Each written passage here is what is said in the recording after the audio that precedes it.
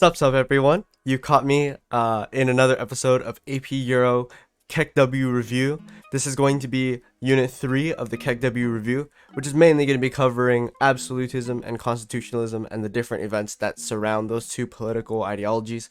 Now, once again, this is an AP Euro KEKW review. The reason why it's called a KEKW review, because if you're studying too late to the AP test, I'm going to be KEKWing at you because you're studying too late. But for those of you who aren't too late, good job. You found this KEKW review, and this KEKW review is going to help you pass the AP test. So what are we going to be talking about today? We're going to be talking about Baroque art. Now, Baroque art is actually kind of funny because I actually did a video on Baroque art on the main channel for an art gallery. If you want, I'll leave a link in the description. Absolutism, we're going to be talking about the ideologies behind absolutism, events that happen based on absolutism, and yeah, just interesting stuff about absolutism. We're going to be talking about constitutionalism, things that happen around constitutionalism, and who it impacts, and just interesting stuff about it in general. We're going to be talking about the English Civil War, what happens in England, right? How they form a constitutionalist government. We're going to be talking about the rise of Prussia and Russia, how they have an absolute government. And we're going to be talking about the Dutch Golden Age, which talks about trade and technology. Pretty cool stuff. Okay, Baroque art, right? So Baroque art is an art style that evolves from the art styles of the Enlightenment and from the Renaissance, right? Because Baroque art is different in the fact that it uses motion and clean detail to produce dramatic and movement art. Like, if you look, every single person, okay, what the hell is going down here?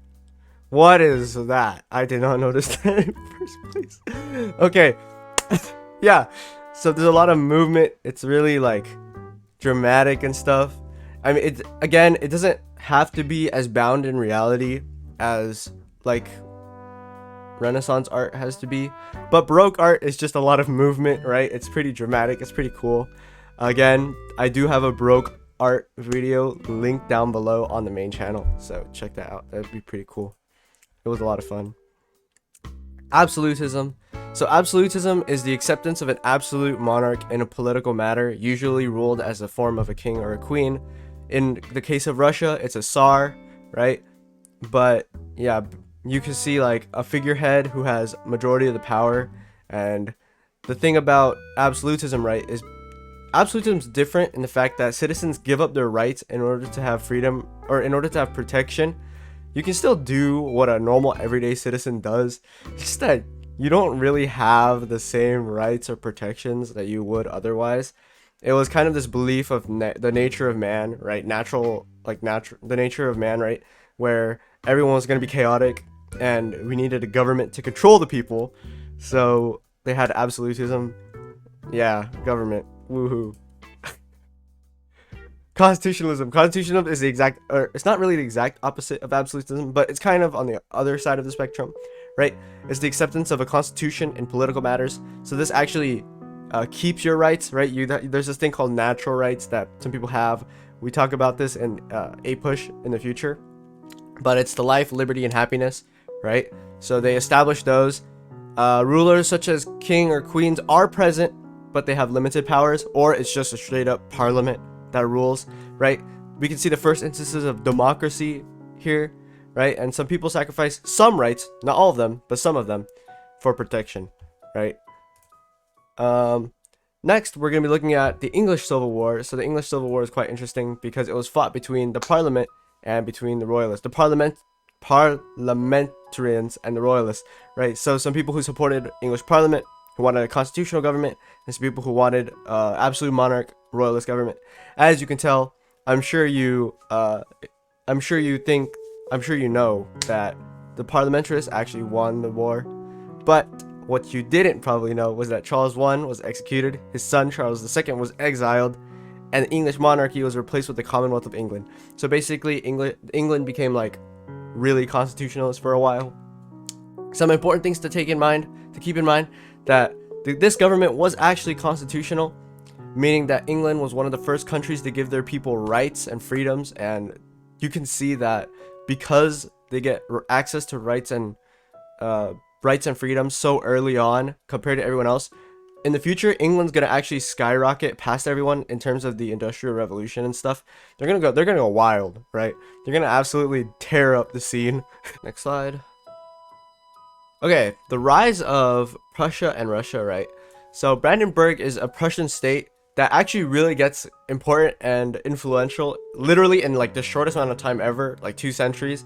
This is like around the area of Germany, so it gets kind of crazy in there. So yeah, just keep that in mind. It's not super important right now, but it's kind of important later on. Russia wanted to find stability after a piece of government instability. So basically what happened was that there's this guy named Peter III. He wasn't even first in line to become the Tsar. He literally had 2 older brothers, but he became Tsar anyways. So let's talk about how he did it, right? So Peter was able to actually become the Tsar because of the fact that he had the support of the public over his half-sister Sophia. Yeah, Sophia, that's his half-sister, right? She was originally ruling as the temporary Tsar, right? She was the regent. That's what it's called. She was a regent. So that's the temporary Tsar. But then just because of the fact that the people were like, hey, we like this Peter guy more, boom, he became the Tsar. So why is this important? This actually first shows that if the government has the support of the people, the government can rule. And that's hinting towards the fact that the opposite might be true too. If the public absolutely hates the monarchy might not be able to rule. We can see this later on in the French Revolution because the people absolutely hate the government, so they decided to overthrow it and then overthrow it again.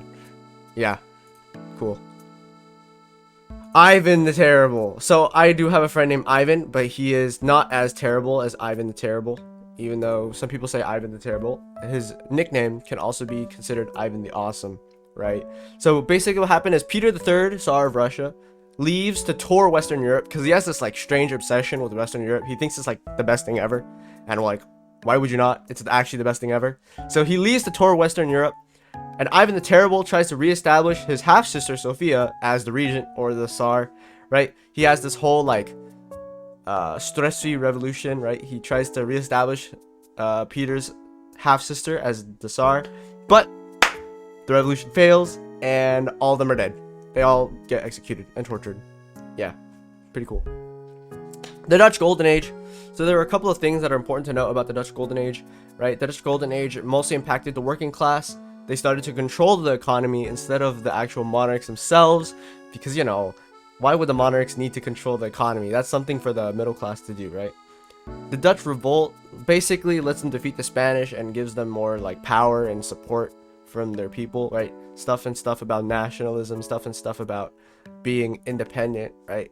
The Dutch gets access to trade routes in all directions, right? So the Dutch is actually very conveniently located where it's close to the ocean, so it has access to the ocean ports, and it's not in a bad spot, particularly in terms of land, right? So it has access in all directions. It's actually really good.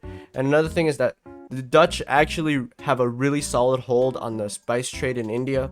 They use the military in order to keep control of these trade routes and make sure that it's not going to be used by other countries, or if it is used by other countries, they have a hefty tax on it, right? So that actually makes the Dutch really rich and really powerful. So that's pretty cool to note. That's it for this episode of AP Euro KEKW review. If you enjoyed this AP Euro KEKW review, please be sure to let me know. Remember, don't study too late for the AP test, or else I'm going to be KEKWing in your face. That's why it's called the KEKW review. And thank you for watching, and I'll see you in the next AP Euro KEKW review. KEKW. KEKW.